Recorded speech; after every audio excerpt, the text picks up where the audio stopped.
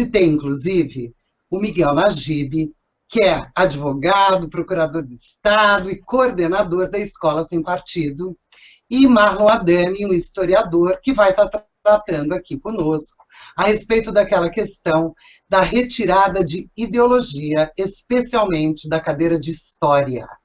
Tudo bom, Miguel? Tudo bom, Denise? É um prazer para mim estar aqui hoje, conversando com você e tratando desse assunto que realmente tem uma importância extraordinária. Não só uma importância educacional, como uma importância política também. O tema da doutrinação política e ideológica nas escolas afeta tanto o interesse dos estudantes como o interesse da classe política. Porque a doutrinação nas escolas, ela representa, além de um grave dano à educação, representa uma ameaça ao próprio regime democrático. Porque ela instrumentaliza o sistema público de ensino e coloca o sistema público de ensino a favor de determinados grupos que disputam o poder. Então, ela interessa diretamente também aos políticos. Os políticos deviam ficar atentos ao problema da doutrinação das escolas, porque uma parte deles é favorecida pela doutrinação, e a outra parte é altamente prejudicada. Os políticos que não têm a simpatia, que não pertencem ou não são identificados como sendo de esquerda, em geral, são difamados nas escolas, nas salas de aula. E eles sequer ficam sabendo disso. Então, enquanto eles estão cuidando da sua vida, o professor militante, o professor de esquerda, que tem simpatias pelo PSOL, pelo PSTU e pelo PT especialmente, está lá detonando a reputação desse político na sala de aula. Então, isso é um problema muito sério e os políticos deveriam prestar mais atenção a ele. Então, é um prazer para mim estar participando desse programa hoje. Que ótimo! Hoje o nosso debate vai ser bastante interessante e de extrema importância. E para isso, nós convidamos também o historiador Marlon Adami, que vai estar dizendo para a gente quais são as consequências do que fizeram com a cadeira de História no nosso país. Tudo bom, Marlon? Boa noite, Denise. Boa noite, Miguel. Um prazer estar aí com vocês para a gente discutir essa pauta que eu vejo como o pilar mestre da construção de uma sociedade. E o que a gente observa nos últimos 30 anos é que essa sociedade ela vem sendo parte dela destruída e parte dela construída através desse ensino ideologizado.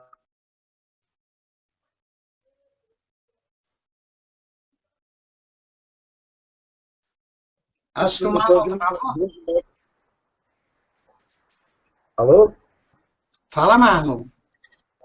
E uma construção de uma sociedade atrelada, uma massa de manobra para manter esse programa esquerdista que a gente vem vivenciando aí, que é um verdadeiro crime com as pessoas. Exatamente. E para isso, o meu colega aí de procuradoria e queridíssimo Miguel Najib, muito preocupado com a questão educacional, se debruçou sobre o assunto e elaborou um projeto de lei. Eu quero que você conte para as pessoas exatamente como é que você construiu esse projeto de lei e quais são, não precisa dizer todos os artigos, mas quais são as diretrizes contidas nesse projeto. Olha, este projeto não foi uma ideia minha. Este projeto foi uma ideia do deputado Flávio Bolsonaro. Ele acho que foi no começo desse ano, me mandou um e-mail dizendo: Miguel, eu estou querendo apresentar um projeto aqui, criando o programa Escola Sem Partido no âmbito do sistema de ensino do Estado do Rio de Janeiro. Aí, e me mandou um projeto muito singelo, 2 ou 3 artigos, e eu percebi, nessa ocasião, uma excelente oportunidade. Eu nunca tinha pensado em fazer um projeto de lei. E aí veio essa ideia, eu falei, espera, vamos fazer um negócio bem caprichado. E aí eu redigi esse projeto de lei, que, modéstia à parte, eu acho que ficou muito bom. É um projeto muito bem estruturado. Você chegou a ler? Excepcional. Você me mandou, li e já disse para você, inclusive, que nós vamos estar transformando isso num projeto de lei no âmbito federal com as adaptações necessárias. Fantástico, Denise. Isso é fundamental. Esse projeto, eu acho que ele tem um enorme potencial para... Eu não sei se ele é capaz, por si só, de acabar com a doutrinação, mas ele vai causar um estrago na estratégia dos professores militantes, um estrago gigantesco. Qual é a essência do projeto, Denise? A essência é a seguinte: é informar e educar os estudantes sobre o direito que eles têm de não ser doutrinados pelos seus professores. E, ao mesmo tempo, informar e educar os professores sobre os limites éticos e jurídicos da liberdade de ensinar. Então, no fundo, este projeto de lei, ele representa uma injeção de cidadania no sistema de ensino. Porque cidadania nada mais é do que conhecer os seus direitos e os seus deveres para poder exercê-los corretamente. Então, o projeto leva ao conhecimento, ou pelo menos cria as condições, e obriga as escolas a levar ao conhecimento dos estudantes este direito fundamental que eles têm de não ser doutrinados pelos seus professores. E, ao mesmo tempo, ensina, educa e exige do professor que ele respeite os limites éticos e jurídicos da sua liberdade de ensinar. Uma liberdade que é garantida pela Constituição Federal. A liberdade de ensinar do professor é garantida pela Constituição. Mas essa liberdade, Denise, e Marlon, isso pouca gente sabe, essa liberdade não se confunde com a liberdade de expressão. O professor, no exercício da liberdade de ensinar, enquanto ele está no exercício da sua atividade acadêmica, ele não desfruta da liberdade de expressão. Se um professor desfrutasse dessa liberdade em sala de aula, digamos, um professor de matemática poderia tratar de todos os assuntos, menos matemática. Porque nisso consiste a liberdade de expressão. Se ele tivesse essa liberdade, ele não teria nenhum limite dentro da sala de aula. E ele tem. Ele é obrigado a estar jungido, a estar preso à matéria que ele leciona. Então é preciso não confundir liberdade de ensinar com liberdade de expressão. É assim, em suma, é isso que o projeto propõe.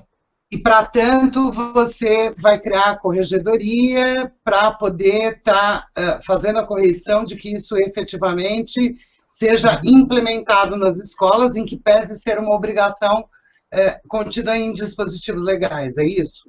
Qual é o controle? Veja, o controle será feito pelos próprios alunos.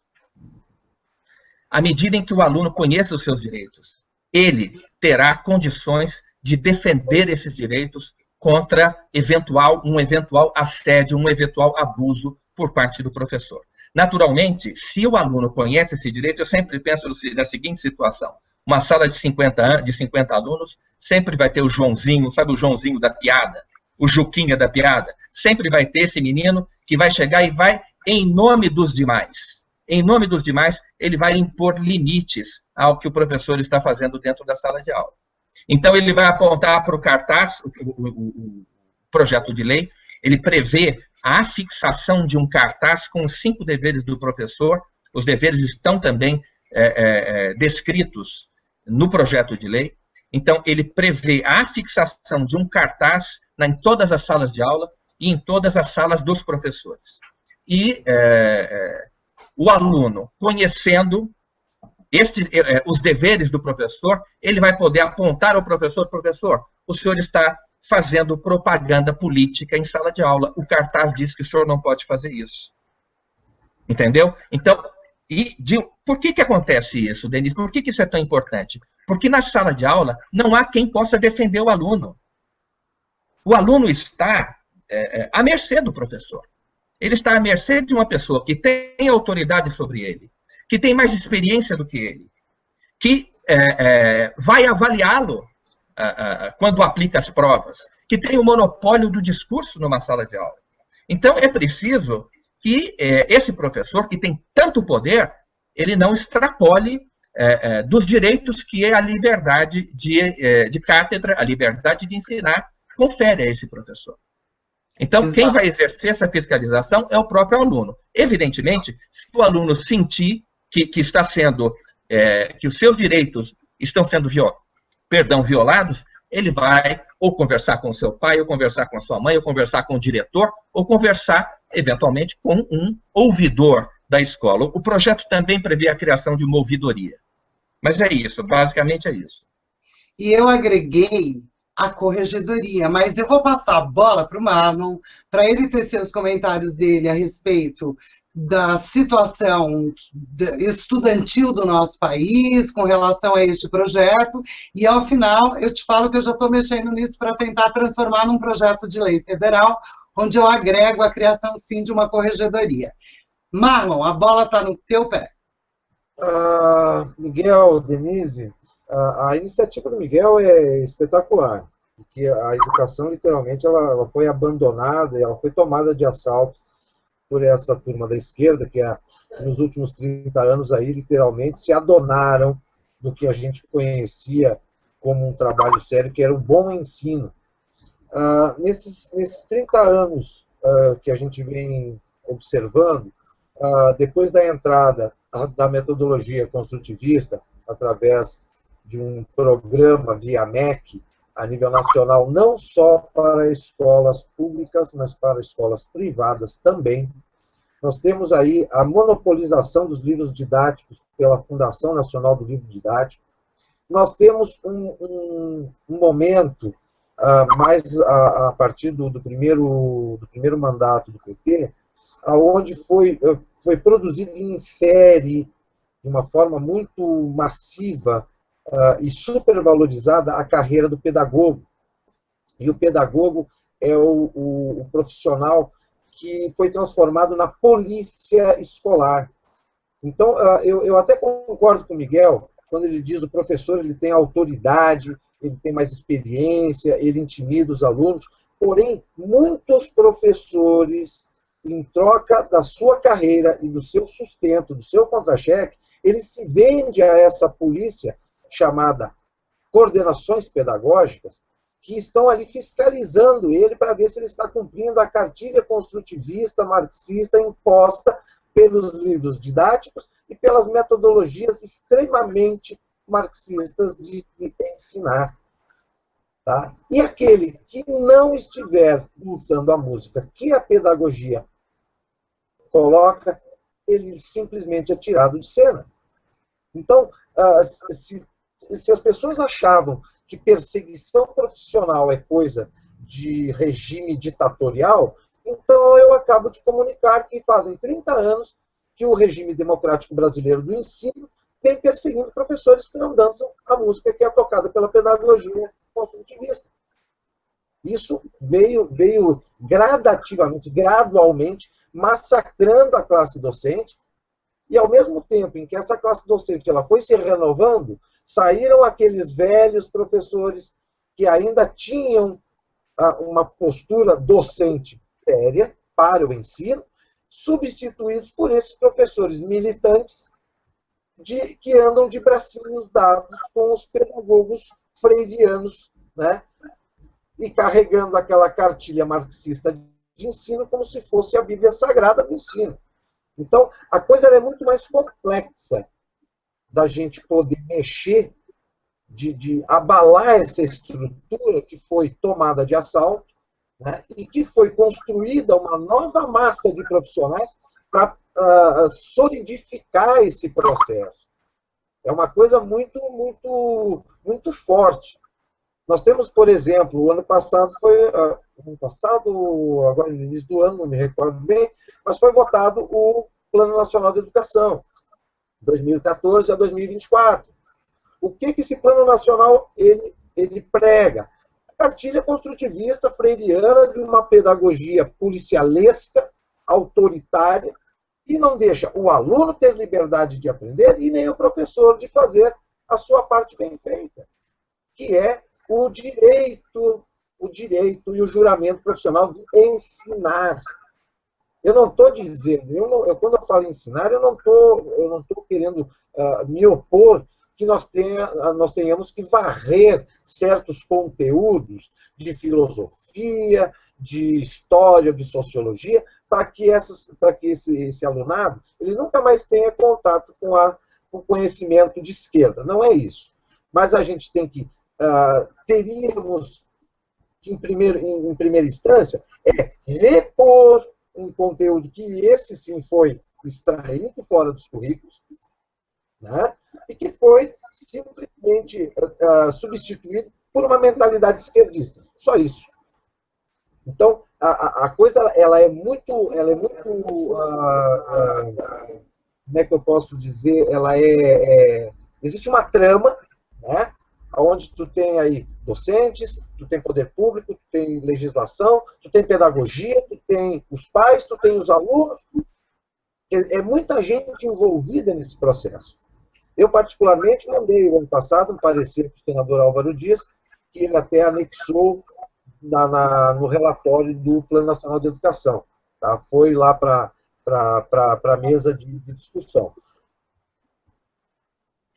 Todo mundo sabe quais são os direitos e deveres, tanto do docente, tanto de aluno.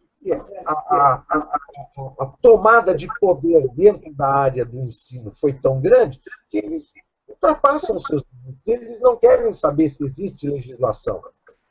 Eles simplesmente implementam. E aí, agora foi votado o plano nacional, que vai embasar o plano estadual, e lá na ponta o plano municipal, ele é totalmente de viés marxista. Eu peguei esse texto para ler, olha, mais 10 anos, nós vamos, mais 10 anos de construtivismo do jeito que está, nós vamos até o ano de 2100, uma massa de pessoas contaminadas por essa mentalidade e por esse jeito de interpretar e de ver os fatos e as coisas, que a gente, por mais que a gente tente não ser pessimista, mas o futuro desta geração e das próximas está muito comprometido. Né? E, infelizmente, os poucos políticos que nós temos dentro do Congresso Nacional que se preocupam com essa questão, que lutam para que esse cenário ele mude, são vozes muito isoladas. Né? O próprio senador Álvaro Dias, ele mesmo comentou, 8 senadores tiveram uma postura de modificar esse cenário de ideologização do ensino. Mas os restantes dos senadores, a grande maioria, se omitem, votam a favor, e eles não querem mais saber se eles estão prejudicando gerações de pessoas, se eles estão prejudicando todo um modelo educacional que, por muito tempo, foi um modelo qualificado até o nosso. Tá? A tomada de espaço é grande, porque as escolas privadas não têm mais liberdade. Ô Marlon, posso fazer uma rápida interrupção? Na verdade, uma parte do que você está dizendo. Você está descrevendo um problema que é imensamente complexo e é real. Essa realidade que você está descrevendo foi construída ao longo dos últimos 40 anos. A escola foi levada a essa situação, a academia, as universidades, as escolas foram levadas a essa situação por um projeto de tomada de espaço, de ocupação de espaço, um projeto baseado na doutrina do Gramsci, nós sabemos disso, e foi um projeto muito bem sucedido, nós temos que reconhecer. Muito bem. Esta máquina que foi criada e que está hoje no sistema de ensino, ela tem uma característica, ela se reproduz a si mesma. Esta mentalidade se reproduz. Então, eu sempre digo, a doutrinação, ela cria um... Sabe aquela coisa da história de vampiro? Um vampiro morde uma pessoa que está saudável, depois essa pessoa se transforma num vampiro, e isso vai passando de indivíduo para indivíduo. É assim que funciona a doutrinação, que se reproduz, é essa mentalidade que se reproduz. O nosso anteprojeto, agora eu volto, o nosso anteprojeto, ele não vai resolver esse problema, mas ele cria, talvez, uma situação, ele cria as condições para que nos próximos 20 ou 30 anos, por meio de uma ocupação de espaços do outro lado, uma reação liberal, conservadora, o que seja, que haja algum equilíbrio daqui a 20 ou 30 anos. Porque se a gente não interferir agora, se a gente não mostrar que não limitar a liberdade de ensinar do professor e não ensinar os alunos, não informar os alunos do direito que eles têm de não ser doutrinados pelos seus professores, daqui a 20 anos nós teremos a mesma situação que nós temos hoje, talvez agravada. Talvez nós não tenhamos sequer uma voz dissonante dentro da academia. Então, o anteprojeto que a gente fez e que a gente está defendendo não resolve os problemas da educação, mas talvez ele crie as condições para que daqui a 10 anos, quem sabe, a gente tenha uma situação diferente. É assim que eu vejo. É assim que eu vejo. Sem dúvida, Miguel, mas eu estou falando o que ele tinha deixado em aberto na explanação dele. Deixa eu explicar, Marlon, deixa eu explicar. Sem dúvida alguma, Miguel, na verdade, você apresenta um projeto de extrema importância, muito focado na formação da própria criança e jovem, que será aquele que fará a crítica do que estão repassando a ele mesmo, e que é fundamental para que se transforme a mentalidade ao longo desses 30 anos. E o que o Marlon está dizendo, que não nega em absoluto esta proposta, é ele está trazendo outras informações. O que ele está falando é o que acontece do lado de lá, com os professores, que nós temos as duas pontas. Então, a gente está tentando pensar se eu eleita deputada federal, e se você vai ser, se Deus quiser, na elaboração e apresentação e defesa do teu projeto, agregando também outras coisas que nós podemos tentar criar um modelo que reprima mais rapidamente essa infiltração ideológica.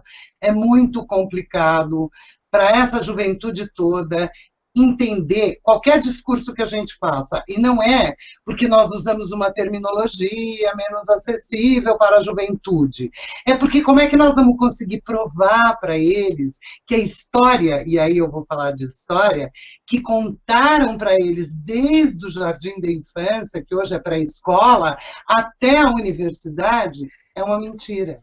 É muito difícil você convencer este núcleo de cidadãos que não aprenderam a verdadeira história. Veja o que foi feito agora com a Comissão da Verdade, que é a maior inverdade que eu já vi na história do país. Eles dizem que instituiriam a Comissão da Verdade para quê? Para fazer o resgate histórico do país. E todos nós que temos conhecimento um pouquinho mais aprofundado, sabemos que já se parte de uma premissa inverídica, que é a tal da revolução. Portanto, tudo que vier para frente é uma mentira, e é essa história que está e será contada aos nossos alunos. Não é isso, Marlon? Olha, eu prático. Qualquer dos últimos anos tem parágrafo de 10 linhas sobre liberalismo, tu tem 10 páginas sobre marxismo. Então, a disparidade de informação.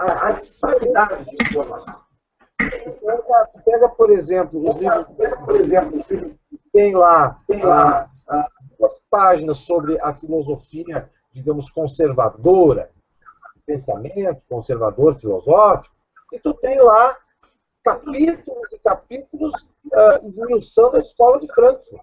Quer dizer, é muito desproporcional a carga de informação da mentalidade. E o nosso alunado vem recebendo ao longo do tempo. Então, quando a gente chega e expõe algo que eles praticamente desconhecem, né? Porque dentro da sala de aula, literalmente, o pensamento conservador praticamente não existe. Eles já chegam massacrando, marcando, alunos, marxismo, e isso começou passou para o médico, e hoje dentro das universidades, sociologia, história, os cursos, por exemplo, eu não estou ouvindo, Marlon. Desculpa, eu não estou ouvindo. Está muito confuso. Eu não sei se a Denise, você está escutando bem o Marlon? Então, está um pouco picado, Marlon. Oi, melhorou? Será que não tem uma janela aberta e alguma coisa, não? Não mexe tanto para falar. Eu acho que está oscilando o som. talvez fechar os microfones quando pode ser. as pessoas, quem não estiver falando. Hangout de 3 é assim, minha gente. Tosco, porque tá valendo a pena. Pronto, Marco. Essa carga desigual de informação, ela começou no ensino fundamental, passou para o médio, hoje já está nas universidades, onde os cursos de ciências humanas, administração de empresas, economia, o direito vem numa discussão muito forte, muito violenta, em estudar o direito e marxismo. Quer dizer, é uma tomada em todos os graus do ensino. Né? Então, eles já chegaram no último estágio de formação. Eles pegam o aluno da base e já estão terminando ele dentro de uma mesma mentalidade. Então, isso é algo assim monstruoso. É monstruoso isso. Tu hoje entra em qualquer site de universidade, tu só tem dissertações, teses de doutorado, todos eles de viés marxista, todos eles com viés da escola de Frankfurt, todos eles com estudos da mentalidade gramscista. Quer dizer, é algo monstruoso. Então, a tomada de espaços ela já está completa. Agora, basta a gente saber de que forma e com que instrumentos, já que eles criaram uma rede de instrumentos para engessar o sistema. Temos o Plano Nacional, temos o próprio Ministério, temos a pedagogia, os pedagogos que estão lá para fazer um trabalho e acabam sendo os agentes do ensino, os agentes policiais do ensino. Quer dizer, eles criaram uma rede onde eles tomaram espaço e cercaram esse espaço. Então, a coisa ela não é tão simplória assim. Importante a gente ter, claro, projetos de leis, mas precisamos agregar aí, de alguma forma, uma maneira de cortar esses elos desses vários segmentos e cortar esse arame dessa cerca e começar a abrir espaço, cortar a força deles dentro desse plano de ação. É muito monstruoso isso. É monstruoso. Eu, particularmente, eu tenho duas alunas minhas, que são vizinhas, particulares, elas estudam em escola privada, literalmente, tudo que eu coloco para elas, fora do cartilhamento do livro didático da escola privada, diga-se de passagem, para elas foi uma grande novidade. Aí o que eu tive que fazer para não prejudicá-las? Porque hoje o ensino ele inverteu. Antes a gente ensinava para depois avaliar. Hoje tu despeja uma carga de informação de qualquer jeito e só se preocupa com a avaliação. Quer dizer, a mesma coisa que tentar tirar leite de pato, né? O aluno não tem o conhecimento, não tem a informação, não tem o entendimento, e eles só ficam se preocupando em avaliar. É a prova da prova, a recuperação da recuperação, eles ficam tentando tirar leite de pato, porque eles têm que construir apenas uma aprovação fictícia e não uma aprovação real, que demonstre capacidade de conhecimento do aluno. Então, a análise desse cenário, ele não pode simplesmente ficar balizado entre a relação professor-aluno, tá? E muito menos achar que a doutrinação ela se explica por ela própria. A gente tem que olhar o cenário complexo, os agentes envolvidos, o antes, o agora e o depois. E cortar as asas desses agentes e evitar que esses agentes possam voltar de forma subsequente uma outra metodologia para reintegrar o que está sendo feito hoje. Tá? Então, a coisa ela não é tão simples assim, mas também não é complicado, né? Basta a gente ter um pouquinho de paciência e saber olhar aquele caminho tortuoso, óbvio, né? Mas saber que o objetivo final, que é o melhoramento do ensino, vai nos trazer o resultado esperado e, principalmente, a salvação de gerações futuras e, quem sabe, até dessas nossas atuais aí que já estão, parte delas, deformadas.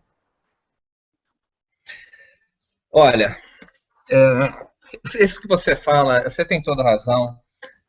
O problema da qualidade do homem público no Brasil é um problema muito sério. Mas eu não acho que, não sei, eu não acho que o homem público, o político, ele tem uma qualidade, na média, uma qualidade inferior à dos profissionais que atuam nas outras áreas da atividade humana. Eu acho que é tudo mais ou menos a mesma coisa, entendeu? Eu vejo pelos nossos colegas advogados, pelos juízes, a qualidade dos juízes, dos promotores. A área que a gente conhece um pouco melhor é de chorar, não é, Denise? É de chorar. Eu acho que eu não esperava. Tá difícil, tá difícil. Eu não esperava que fosse diferente no Congresso.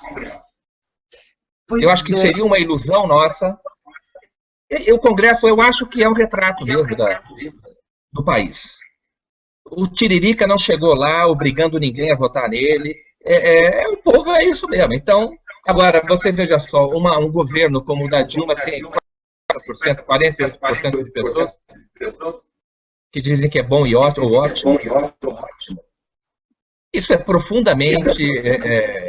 isso entristece profundamente. Você sabe que é um governo que aparelhou, que é corrupto, que a gente está vendo o que este governo fez com a Petrobras, os casos de corrupção, o mensalão, sem falar no favorecimento desses pseudo-movimentos sociais, gente que está aí vivendo às custas do governo. Então, e no entanto, está aí, o PT criou uma clientela gigantesca, gente que nem pensa muitas vezes mais em trabalhar, que está vivendo às custas do governo. Então, o quadro realmente mas é o país que a gente tem, e eu acho que a gente tem que lutar. Nós estamos aqui, nós temos que lutar para melhorar essa situação. Quanto ao que o Marlon estava dizendo, eu volto a dizer, ele disse que o problema é complexo. Eu sei que o problema é infinitamente complexo. Agora, o nosso projeto de lei, Denise, ele não inova no ordenamento jurídico. Isso. Ele não cria nenhuma regra nova. As regras nas quais o projeto de lei se baseia são regras que estão na Constituição Federal. O primeiro é o princípio da neutralidade política e ideológica do Estado. Isso está na Constituição. O segundo, a liberdade de consciência do estudante. Então, se o estudante tem liberdade de consciência, o professor não pode se aproveitar da presença obrigatória do aluno na sala de aula para promover as suas próprias concepções políticas e ideológicas. Porque se ele fizer isso, ele estará violando, ele estará afrontando a liberdade de consciência do aluno. Então, no momento em que o professor se desvia do tema da sua disciplina, professor de português, um professor de geografia, o que seja, ele se desvia para começar a comentar o noticiário, o aluno pode chegar, e para começar a dar suas opiniões políticas sobre isto ou aquilo, o aluno pode chegar, tem todo o direito de chegar, autuar. Eu não sou obrigado a dizer isso que o senhor está falando. Então, eu acho que é importante você conhecer os seus direitos. Como eu disse, talvez não resolva o problema. Eu não sei qual é a solução do problema. Eu sei que o aluno tem direito de conhecer os seus direitos. Eu sei que o professor também tem que conhecer os limites da sua liberdade. Vamos deixar isso claro. E o resto depois, que os demais agentes, porque muita gente interfere na academia, na escola, os demais agentes vão resolver os outros problemas. Eu acho. Vamos primeiro estabelecer as regras do jogo. E depois ganha quem tiver mais competência. Mas vamos lá, olha, não pode pegar a bola com a mão. Entendeu? Não pode chutar a canela do adversário. Então vamos estabelecer, vamos deixar claras as regras do jogo. E depois, cada um que desenvolva, dentro nos limites da lei, o seu próprio discurso. Não é verdade? Eu penso dessa maneira. Vai resolver os problemas da educação no Brasil? Eu acho que não. Definitivamente não vai. Mas vai, pelo menos, talvez, criar as condições para que, ao longo de 10 ou 20 anos, eu não sei, esses problemas se resolvam. Né? O fundamental, que cada um conheça o seu próprio direito. O aluno tem direito de conhecer o seu direito. Basicamente é isso. Ótimo, eu estou voltando com o som aqui, é para não dar interferência. Sem dúvida, você está corretíssimo, assim como os pacientes também tiveram o direito, através de legislação, e é recente, de conhecer as suas deficiências físicas, as suas necessidades, a doença pela qual ela está passando, e isso foi de extrema importância, até para que o médico passasse a tomar um pouco mais de cuidado no diagnóstico prestado, da mesma maneira, criar o direito do jovem, da criança, do cidadãozinho ali, o estudante, poder saber qual é o limite de atuação, de acordo com as regras constitucionais, daquele que é o mestre dele, é de extrema importância e vai trazer resultados ao longo dos anos, sem dúvida nenhuma. O que nos assusta é a situação imediata, é o que nós podemos fazer sob o ponto de vista imediato. E, nesse sentido, a gente vai puxar um pouco a conversa exatamente para o que você está colocando, os 48% de aceitação desse governo, que não poderia ter 4% de aceitação, seja pelos escândalos que aparecem diariamente na imprensa, seja pela falta de capacidade de comunicação da própria presidente da República, seja pelas posições que ela vem adotando internacionalmente em relação ao nosso país, e que tem nos colocado numa situação delicada e de risco. Muito em breve, eu estou profetizando essa história há 2 meses, que a Dilma está colocando a gente numa situação de extrema delicadeza, porque, afinal de contas, ela está passando a mensagem de que, numa eventual guerra, nós seremos aliados ao queridíssimo mundo dela, islâmico. E, portanto, isso traz consequências também para a nossa juventude. Porque se alguém for parar no fronte como aliado, serão os nossos jovens. E aí eu quero ver papai e mamãe chorando e se esquecendo que votou numa maluquice dessa. Eu não costumo usar essa expressão, mas isso é um tema que tem me deixado muito indignada. Muito bem. Com tudo isso, e com a manipulação da mídia, o percentual de aceitação deste desgoverno aparece de uma forma muito elevada, até para tentar convencer o brasileiro que caiu nessa história de que tem que votar em quem está ganhando. Não é assim. Isto seria mais ou menos como: tenho que comprar só Coca-Cola, porque a Coca-Cola é a mais vendida no mundo. E aí você mesmo, consumidor, estaria gerando monopólio para ela. Se a gente continuar votando só nessa historinha de quem está na frente no Datafolha, o que vai acontecer, Datafolha, Ibope e outros institutos, o que vai acabar acontecendo é que nós vamos estar gerando e consolidando um monopólio construído por eles, pelo próprio PT. Agora também que o Marvo fizesse um comentário sobre este panorama político caótico que se avizinha de nós brasileiros. Bom, é sabido que uma nação ela é construída através do seu conhecimento e do processo de ensino que ele participa.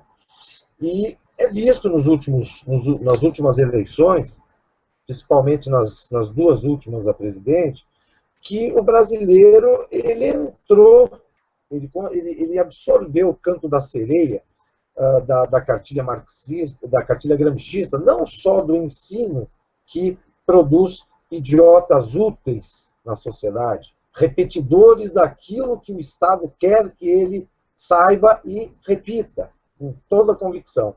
Mas ele também ele se desacorçoou com as instituições. Porque dentro desse processo todo de desvalorização, de aparelhamento do ensino, nós temos aí a banalização da violência, a banalização da droga, do sexo e da própria política. As instituições, os pilares da sociedade estão extremamente corroídos. A última instância da sociedade, que era o judiciário, Hoje, até o judiciário, ninguém mais acredita. Quando se fala em justiça nesse país, o que as pessoas dizem? Ah, não dá nada, vou perder meu tempo, vou gastar dinheiro, mas quanto tempo vai demorar para mim ter o meu resultado? Quer dizer, a contaminação da mentalidade marxista e desse processo de corrosão dos pilares e das instituições da sociedade, ele em um estágio muito avançado. Nós já beiramos um estágio muito próximo ao que está ocorrendo na Venezuela, que já está literalmente configurada numa ditadura de esquerda, autoritária, extremamente parcial. Agora, recentemente, falei com uma amiga nossa, a Gláucia, Denise, a Argentina vem num ritmo galopante do pensamento marxista. Eles já começaram a queimar bandeira americana no meio da rua, dizendo que a culpa é do imperialismo. Quer dizer, gramscista, de imposição dessa mentalidade, ela não atinge apenas o ensino, a escola, a formação do cidadão pelo conhecimento, mas todas os grandes pilares da sociedade.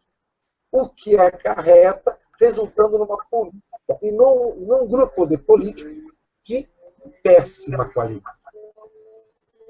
Sim, Marlon, e quando o Estado, desculpa interromper, mas quando o Estado se arvora a transferir a educação moral que deveria ser dado pelos pais para o próprio Estado, porque é essa a proposta do Estado, tanto de Dilma quanto de Marina, que vem reproduzindo essa historinha da escola integral e das massificações das informações, no caso dela, ambientalistas, que, meus amigos, é de esquerda também.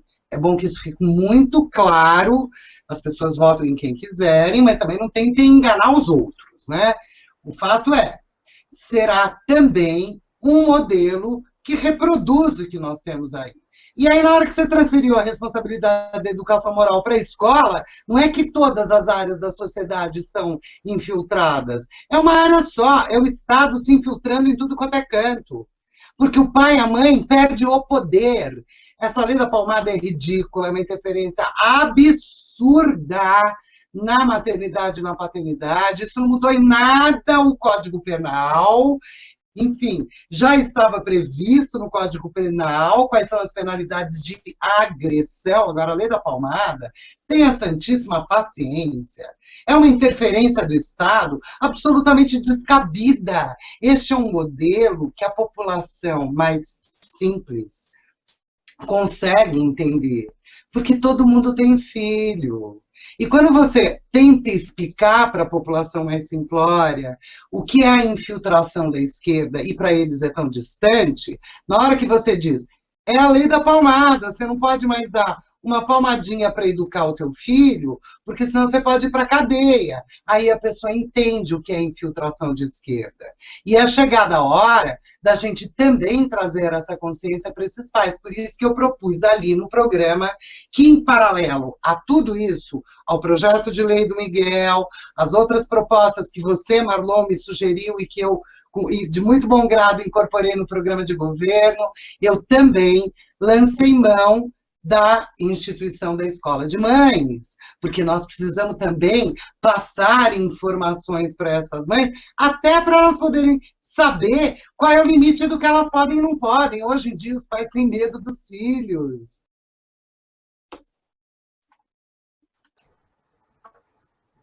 Aqui no Brasil, infelizmente, a gente teve um processo de que instituído, de que tudo se resolve pelas leis. Agora, muitas vezes, leis que podem resolver os problemas, elas são desnecessárias porque a Constituição não é cumprida.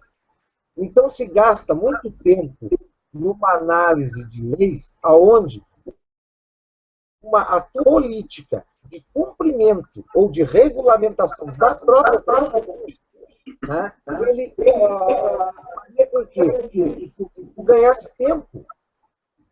Ganhasse tempo. A lei já está lá, vamos apenas regulamentá-la. Então, todo aquele processo de fazer o projeto, levar a votação, vai para o Senado, e todo esse trâmite, um tanto quanto demorado, e até certo ponto ardiloso, porque aí vem os desvios das pastas pelos corredores, né? Ficaria muito mais curto. Né? E hoje as pessoas estão chegando à questão de que elas próprias resolver problemas, elas não precisam criar leis da lei para resolver os seus problemas. Ou seja, recai exatamente no ponto inicial. Educação. Educação. A tutelagem do Estado sobre a sociedade, ela chegou num ponto que as pessoas elas não acreditam nelas próprias. Elas precisam de leis para acreditar que aquilo que elas vão fazer é. E a classe... Tá, mas aí eu quero ouvir com relação a essa sua... Regulamentar a Constituição. Vamos lutar para colocar todas as leis da Constituição não regulamentadas em atividade. Então, mas aí eu gostaria de ouvir o nosso brilhante advogado Miguel Najib. Eu não vou nem opinar, Miguel, porque eu tenho uma posição, evidentemente a gente tem uma formação jurídica e eu entendo que o Estado Democrático de Direito, ele só é respeitado se você tiver o limite legal e a lei for efetivamente cumprida. Mas eu quero agora que você faça a tua abordagem, juntando essa questão educacional com a abordagem que o Marlon fez sobre a legalidade extrema do Brasil. Existe essa ideia de que no Brasil as leis não são cumpridas. É verdade isso, acho que há muita verdade nisso. Mas precisamos fazer com que elas sejam cumpridas, né? Sobretudo essas que são normas fundamentais. Quando eu falo em normas fundamentais, eu vou repetir as duas normas que eu citei. É o princípio da neutralidade política e ideológica do Estado. Política, ideológica e religiosa do Estado. Isso é um princípio, é uma norma fundamental de qualquer democracia.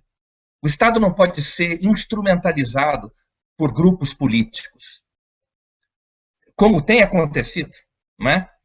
E a segunda regra é uma regra, na minha opinião, é a liberdade mais importante assegurada pela Constituição, que é a liberdade de consciência.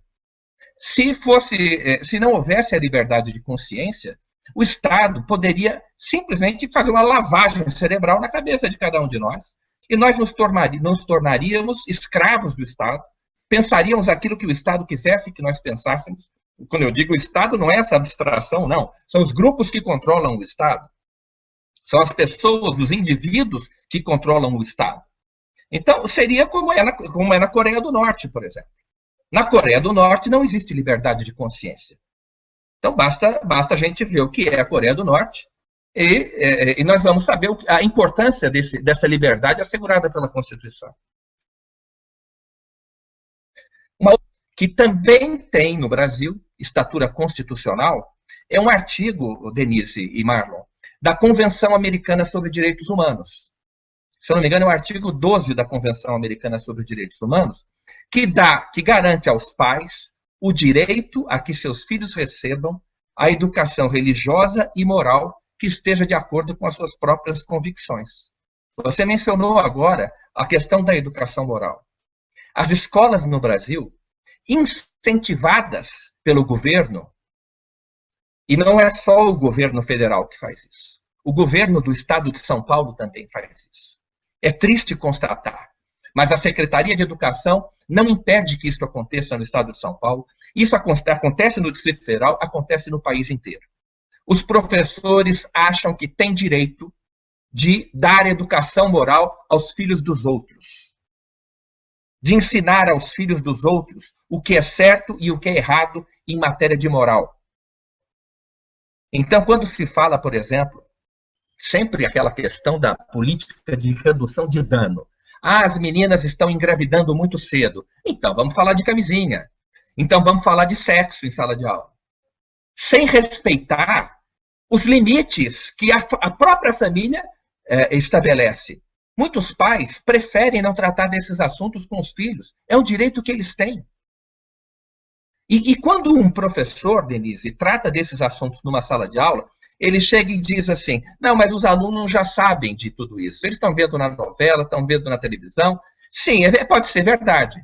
Mas ele não pode, ao tratar desses assuntos, melhor dizendo, o que o professor está fazendo é nivelando o conhecimento de todos os alunos pelo conhecimento do pior, digamos, do mais curioso, do mais saliente, do mais avançado.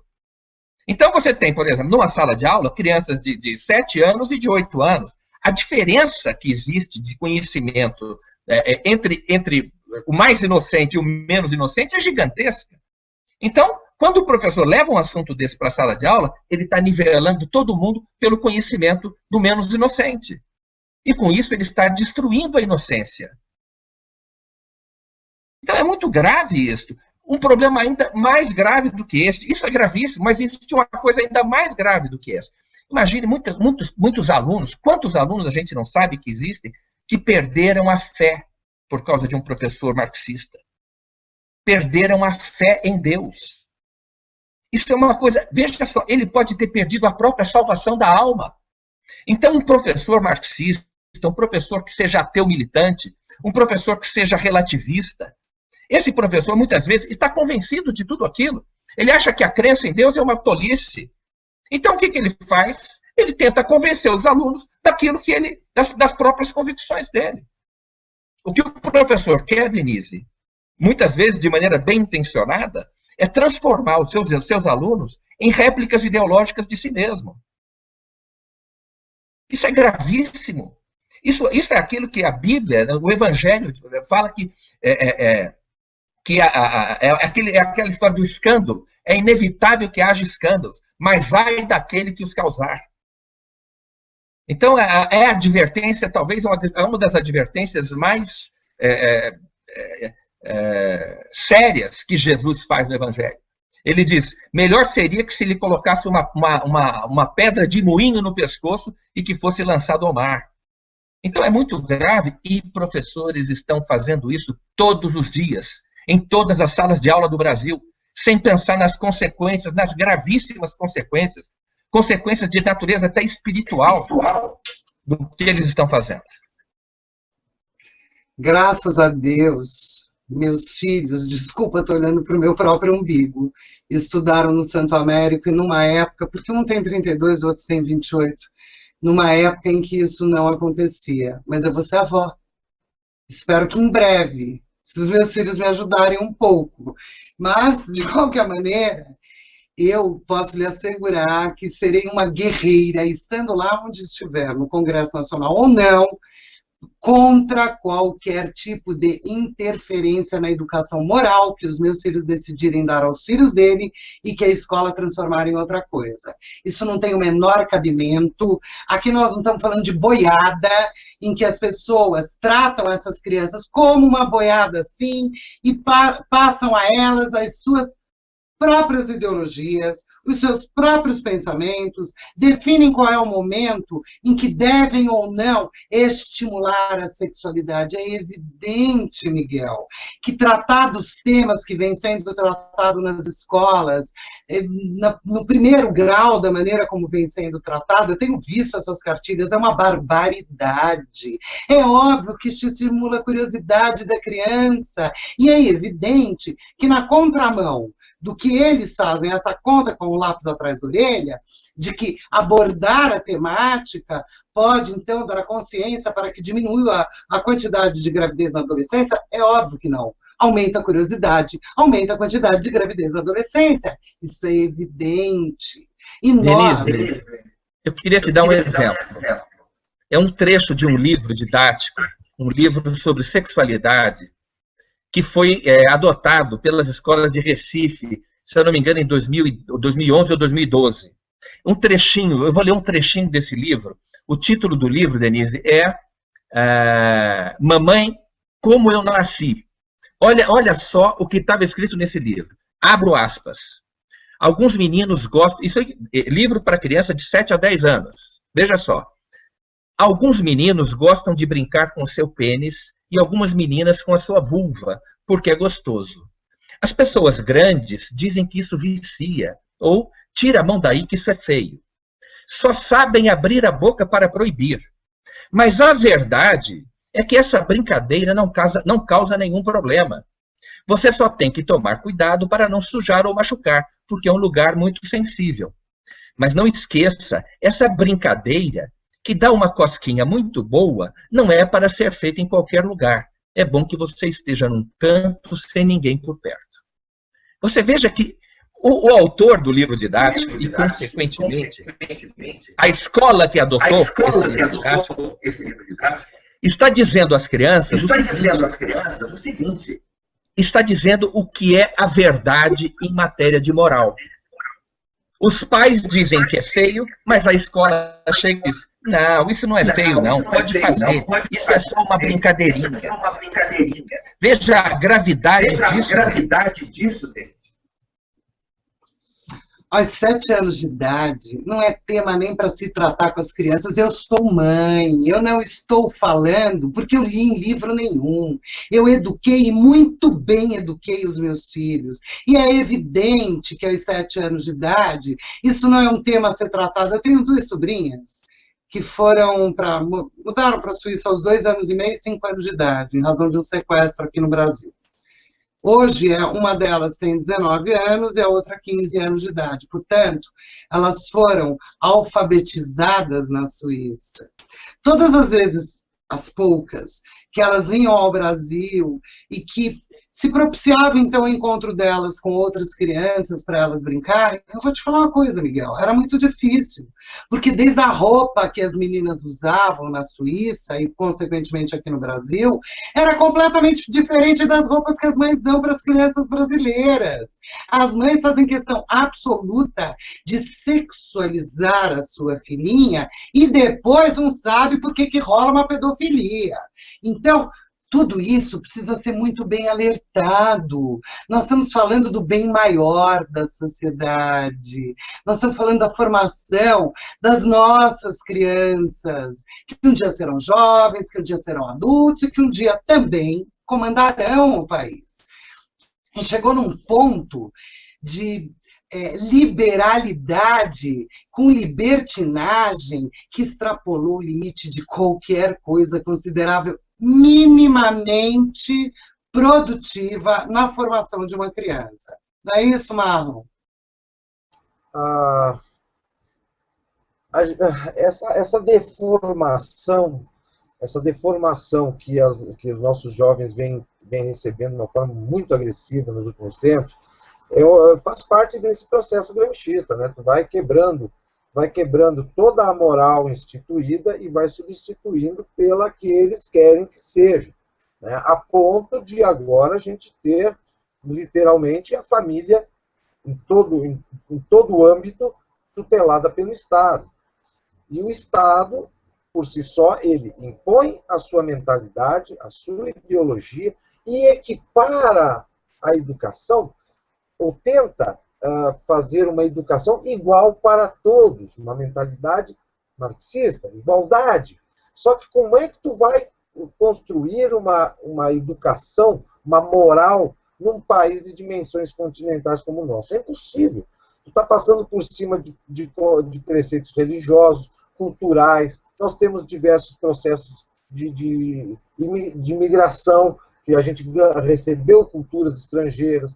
Então, o Estado, literalmente, ele desmancha uma moral, o nosso civismo, a gente fala em moral e cívica, o nosso civismo, no momento em que houve o período da redemocratização, civismo virou sinônimo de apoiador do regime militar que concordava com os torturadores, que eram assassinos.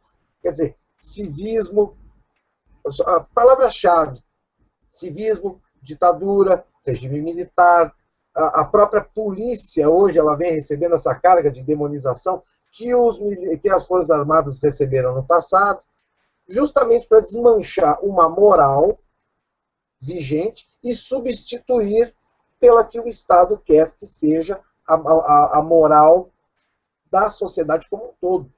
É um processo monstruoso. Eu acho que até o capeta, se é que ele enxerga essas coisas, ele deve ficar arrepiado. Tá?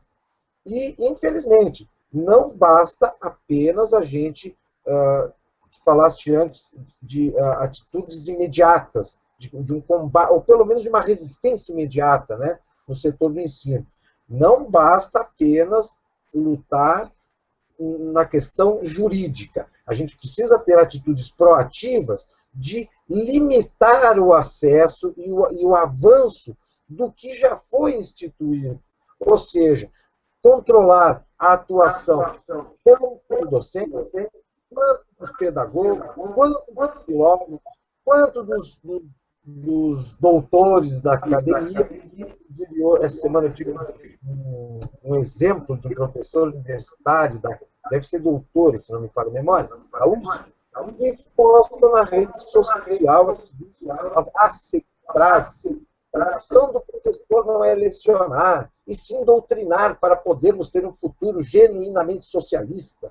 É vergonhoso ver professores querendo dar aula numa posição tão importante e estratégica para os valores comunistas. Por favor, acabou a vergonha dessa esquerda, né? Eles estão achando que eles dominaram todo o terreno. Eles já estão expondo a visão deles e as intenções deles em redes sociais. Eles ultrapassaram os limites da doutrinação. Eles agora estão dizendo, ó, vamos parar de dar aula que o negócio é doutrinar mesmo. Daqui uns dias o professor só vai entrar dentro da sala de aula se ele botar a mão em cima do Partido Comunista e jurar que ele vai doutrinar todo mundo. Resumidamente, a proposta é, vamos parar de dar aula, porque agora o negócio é treinar. O que eles estão tentando fazer é treinamento de guerrilha. Manobra. Eles querem massa de manobra. Quanto à questão da demonização e da substituição da moral e do civismo, eu vi tem um trecho, tem uma gravura de um livro didático de ensino fundamental, que a imagem mostra um militar, né? Um militar dizendo a seguinte frase: eu destruí a tua biblioteca, bati na tua mulher, te torturei e acabei com o teu emprego. Mas vamos virar esta página da história sem ressentimentos. Só que na frente desse militar só existia um pezinho na frente, sabe? A pessoa não existia mais, só tinha um pezinho. Então, olha a maneira grotesca de demonizar uma instituição, né? Demonizar um grupo de pessoas que são extremamente competentes no que fazem e que têm o compromisso da defesa não só da pátria, como da nação. Porque eles estão substituindo, por exemplo, o dever constitucional das Forças Armadas em defender a nossa pátria e a nação pela capacidade, entre aspas, que o Estado tem de fazer tudo isso e mais um pouco. Né? Então, imediatamente precisa-se, primeira coisa, é mexer no ensino, metodologia, limitação da pedagogia, mexer no Plano Nacional de Educação e, literalmente, impor limites radicais na atuação desse povo que já está dentro das escolas, das universidades, desses cursinhos soltos por aí, que mercantilizam o conhecimento, tá? E que são os verdadeiros papagaio de pirata que ficam fazendo os alunos decorar a cartilha que eles acham que é a cartilha correta, com a justificativa de que, ó, essa cartilha aqui tu vai passar no concurso público, ó, essa cartilha aqui tu vai virar juiz, tu vai virar engenheiro, entendeu? Então, a coisa, ela já está num estágio já muito grande, mas as medidas imediatas para que esse processo ele tenha pelo menos uma velocidade reduzida, tá? É nesses 3 campos básicos: metodologia, limite da pedagogia e um regramento desse povo que já está aí. Se não, faxinar esse povo daí, né? É aquela coisa, o agente... Hoje nós temos uma grande gama de profissionais da educação que eles são agentes da mentalidade do governo, agentes da mentalidade marxista, mas não notam. Eles acham que isso é o correto. Eles estão fazendo o melhor trabalho do mundo. Então, eles olham para eles.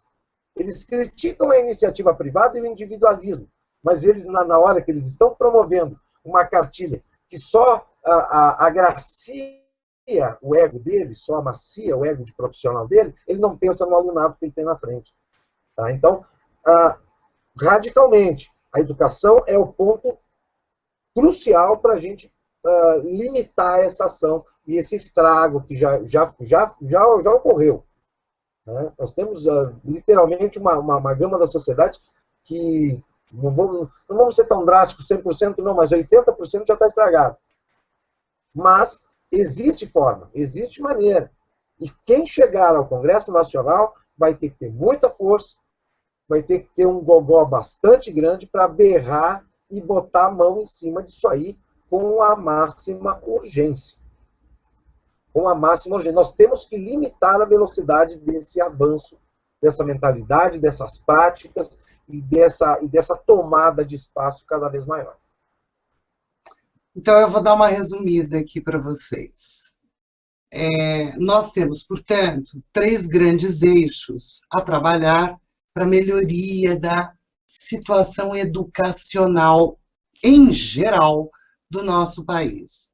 Dentro destes eixos, temos o eixo da legalidade, que é a fórmula que nós, que não estamos no Poder Executivo, teremos para exercer controle sobre o avanço da infiltração desta metodologia e da ideologia de esquerda em todas as escolas e universidades do nosso país. Para tanto, o Miguel Najib tem uma proposta de longo prazo que se inicia, então, com a retirada de qualquer viés partidário do ensino nas escolas. Se fosse ele um partido de direita ou de esquerda, é uma escola sem partido, onde você informa o cidadão e também vai ensinando a sua criança quais são os direitos dela, quais são os limites do que ela pode ou não pode, em termos de direito e cidadania, para que ela própria vá se treinando a ser corregedora desta ação que vem infiltrada nas escolas e impedem as nossas crianças de terem informações, quer seja de ideologias de esquerda ou não. E, portanto, eu, se eleita deputada federal, pretenderei trabalhar firmemente com relação à melhoria da educação do nosso país, absorvendo com o maior prazer, se o Miguel Najib me autorizar, o projeto de lei dele que nós poderemos adaptar para o âmbito nacional, absorvendo todas as propostas e experiência do Marlon, para que nós tenhamos as mentes brilhantes, colaborando com o Congresso Nacional, para que a gente avance no país. E, portanto, depois desse resumo, eu queria que o Miguel Najib falasse as palavras finais dele, porque nós já ultrapassamos um pouquinho o nosso horário, para todos vocês que nos escutam, reforçasse a importância da proposta dele, e depois o Marlon também, para daí a gente encerrar. Olha, tá me ouvindo? Tá ok. O anteprojeto, ele está pronto. Ele tem começo, meio e fim. Além disso, a justificativa está pronta também. As 2 versões que estão preparadas hoje são para os municípios. A primeira versão é para o município, para ser adotada pelos sistemas de ensino municipais e pelos sistemas de ensino estaduais. Existem mais de 5.000 municípios no Brasil. Se em cada Câmara de Vereadores este projeto for adotado, nós teremos essa discussão, Denise, instaurada no país inteiro. Os políticos e os educadores, e também os estudantes, que são as 3 categorias interessadas nisso, estarão debatendo este assunto. Os políticos, como eu disse no começo, têm um grande interesse e legitimidade para discutir esse assunto. Os alunos e os pais também, e os professores, evidentemente, que também têm. Bem, então, este projeto existe.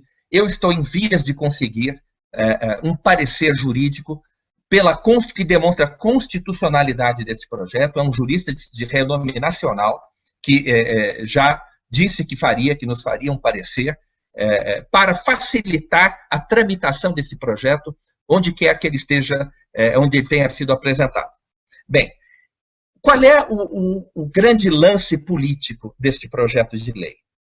Veja só, a esquerda escolhe alguns temas, como, por exemplo, aborto, política de gênero, lei da palmada, e coloca os conservadores e os liberais na defensiva. De tempos em tempos aparece um projeto novo para liberar o aborto, ou qualquer projeto que nos coloca, nós que não somos de esquerda, na defensiva.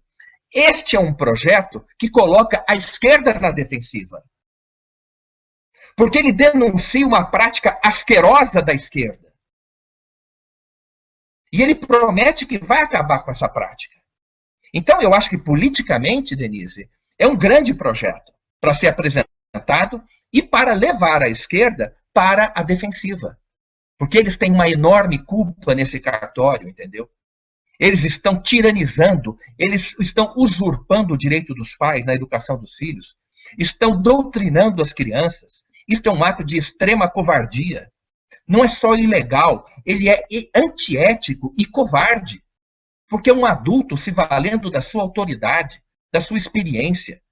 Entendeu? Para quê? Para tentar transformar uma criança numa réplica ideológica. Isso é um ato de uma covardia enorme.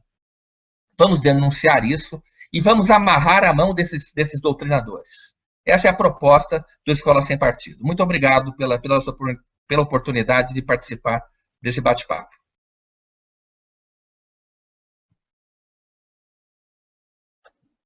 Marlon, eu gostaria que você também, então, fizesse o seu resumo aí da ópera, para a gente poder estar se despedindo de todos os que nos assistem.